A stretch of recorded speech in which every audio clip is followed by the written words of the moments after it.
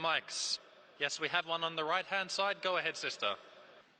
Hi, my name is Munira, and I was born from different nationalities and religion. My mom was Christian and my father was Muslim. But my father wasn't there near me when I needed to learn Islam. So my mom made me Christian. She taught me what she could.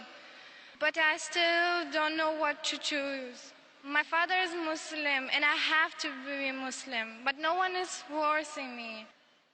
I just want to know about Muslim. Sister asked a question that a father was a Muslim. You have a question, sister? My mother says that in heaven, by Muslim, men get 72 women. Good. Hoor. But in Hoor. But in Christian, we go to heaven with our family. And I want to know what kind of heaven in Muslim for women. Sister said that the father was a Muslim, mother is a Christian, that the mother brought you up, correct? Yeah. So do you interact with your father or don't you interact with your father? Do you interact with your father? To my mother. So you live with your mother, not with your father? No. The sister said, father is a Muslim, mother is a Christian, but mother has brought her up. She lives more with the mother, and mother made her a Christian. So now she's confused. Mother said that if Muslims go to heaven, then they get 72 Hoor, 72 women, the men. What will the women get? And Yes. So as far as the first question, your second question, I'll answer first and then come back to your first question. As far as the question is concerned, that if the men go to heaven, they'll get 72 Hoor, that beautiful woman. What will the woman get? The same question was asked to Hazrat Aisha, may Allah be pleased with her, who's the wife of the Prophet. So the wife of the Prophet replied that the woman will get that which your heart hasn't desired, what your eyes hasn't seen, what your ear hasn't heard about. That means, inshallah, you will get something equal. What your heart hasn't desired, what your eyes hasn't seen, what your ear hasn't heard. So inshallah, if you go to heaven, you will get something good, which inshallah you'll be satisfied. But the question is, first you have to enter heaven. If you don't enter heaven, you won't get that something which is good. And the criteria, what you are saying, that your mother is a Christian, father is a Muslim, you are confused. My formula which I gave to the brother earlier, it's even applicable to you. At least follow what is common in both the religion. What is common in both the scriptures, the Quran and the Bible, at least follow that. Nowhere does the Bible say that Jesus is God. Sister, do you believe Jesus is God? No. Very good. Because nowhere does the Bible say, there's not a single unequivocal statement in the complete Bible where Jesus Christ, peace be upon him, himself says that I am God, or where he says worship me. Fine. What we believe, Islam is the only non-Christian faith which makes an article of faith to believe in Jesus Christ, peace be upon him. So you have to believe in Jesus Christ, but we believe he was one of the mightiest messengers of God.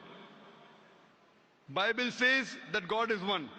Jesus Christ, peace be upon him, said, it's mentioned in the Gospel of Mark, chapter number 12, verse number 29, it says, Shama Israelu adnahen adna ikhad. That, hear, O Israel, the Lord, our God, is one Lord. If you read the Bible, it's mentioned about the prophecy of Prophet Muhammad sallallahu alaihi wasallam. The prophecy of Muhammad sallallahu alaihi wasallam is also mentioned in the Old Testament as well as New Testament. Time will not permit me to give all the details. I'll only give you the references. It's mentioned in the book of Deuteronomy, chapter number 18, verse number 18, about the coming of Muhammad sallallahu alaihi wasallam. In the book of Deuteronomy, chapter number 18, verse number 19. In the book of Isaiah, chapter number 29, verse number 12. In the Song of Solomon, chapter number 5, verse number 16, Prophet Muhammad is mentioned by name, peace be upon him.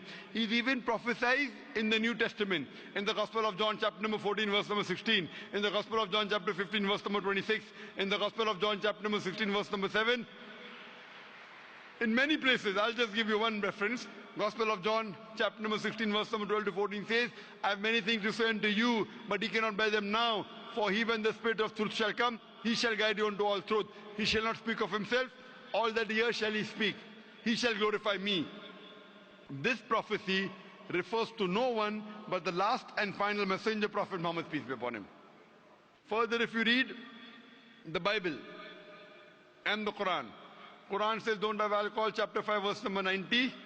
Bible says in the book of Proverbs, chapter 20, verse number 1, and the book of Ephesians, chapter 5, verse number 18, don't have alcohol. Quran says don't have pork. Surah Al-Baqarah, chapter 2, verse 173. Surah Ma'idah, chapter 5, verse number 3. Surah An-Nam, chapter 6, verse 145. Surah Nail, chapter 16, verse number 115. 4 places. Bible says in 3 places don't have pork. In the book of Leviticus, chapter number 11, verse number 7 and 8. In the book of Deuteronomy, chapter number 14, verse number 8. In the book of Isaiah, chapter 65, verse number 2 to 5. Don't have pork. So if you want to be a good Christian and a good Muslim, believe in one God, believe he has got no image, he has got no idol, believe in last and final messenger Prophet Muhammad sallallahu alaihi wasallam, don't have alcohol, don't have pork, don't gamble. Quran says about hijab in Surah Nur chapter 24 verse number 30 and verse number 31 that women should be dressed up with modesty. Same thing in the Bible, book of Deuteronomy chapter number 22 verse number 5. The woman should not wear clothes that which pertain to a man, and a man should not wear women's clothes. It's mentioned in the 1 Timothy chapter number 2 verse number 9 that women should be dressed up with sobriety, with shamefacedness. They should not have costly array and braided hair of gold. It's mentioned in the 1 Corinthians chapter number 11 verse number 5 and 6. The woman that uncovereth the hair, she dishonors the head. Her head should be shaved off. Bible is more strict than the Quran. Nowhere does the Quran say that the woman who does not cover her head should be shaved off. It's mentioned in the Bible, 1 Corinthians chapter number 11 verse 5 to 6, that woman that prays to the Lord and does not cover her head should be shaved off. So if you want to be a good Christian and a good Muslim, wear the hijab. If you have seen the photograph of Mother Mary, have you seen the photograph of Mother Mary? Sister, have you seen the photograph of Mother Mary? No. You haven't seen the photograph of Mother Mary? Mother Mary, the mother of Jesus Christ. Oh, yeah, I saw her. Didn't your mother show you? Yes. MashaAllah. Do you know she's completely covered? Her complete body is covered except the face and the hands up to the wrist. Yes. So you also wear the same clothes, sister. Wear the clothes of Mother Mary, you'll be a good Christian as well as a good Muslim. So there's no confusion. At least what is common you follow. Jesus Christ, peace be upon him, said, I have many things to say unto you, but you cannot bear them now. For he, when the Spirit of truth will come, he shall guide you unto all truth. Talking about Muhammad sallallahu alaihi wasallam. Now Prophet Muhammad has already come, peace be upon him. To him was revealed the Quran. You read the Quran and the authentic hadith of the last and final messenger, you will be a very good Christian and a very good Muslim also, sister. Sister, do you believe that there is one God? Yes. Do you believe Jesus is God? No. Do you believe Prophet Muhammad is a messenger of God? Yes. MashaAllah, so at least you agree with the basic principles of Islam. So would you like to say the Shahada? Would you like to enter into the fold of Islam? I still have to think. No, if you believe there's one God, if you believe Prophet Muhammad is a messenger of God, if you believe Jesus is not God, you can enter.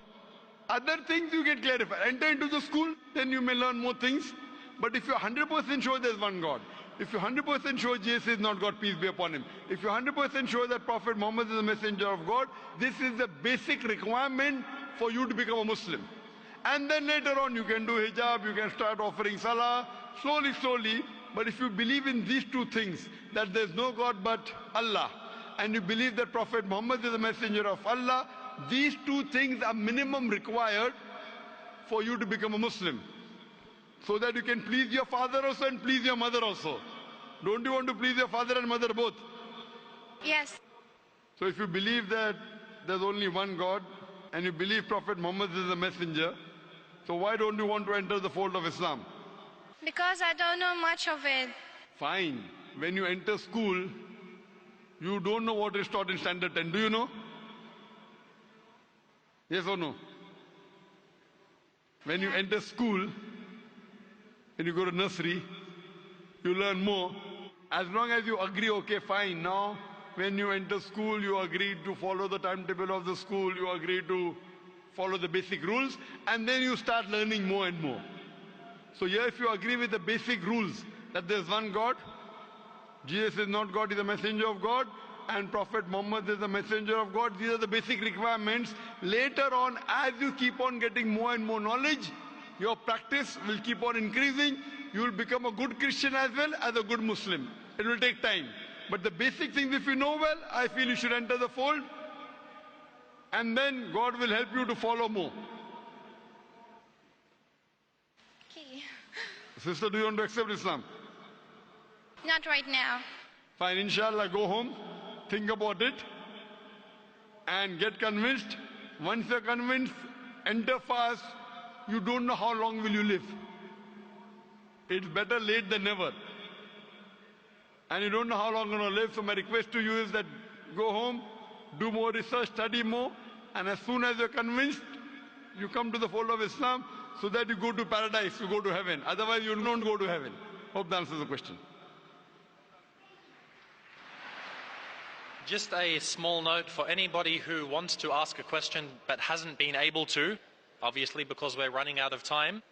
We will, inshallah, have a second session tomorrow where Dr. Zakir, inshallah, will again be answering all of your questions. So remain seated, everybody. We're going to continue, inshallah, with the third day of the Dubai International Peace Convention tomorrow, beginning at 10 a.m. Inshallah, an announcement just before everybody leaves, because if you want to leave, you need to hear this announcement. When you actually leave, everyone will leave from hall number 4, and inside that will take you to the free car park, which is opposite Novotel.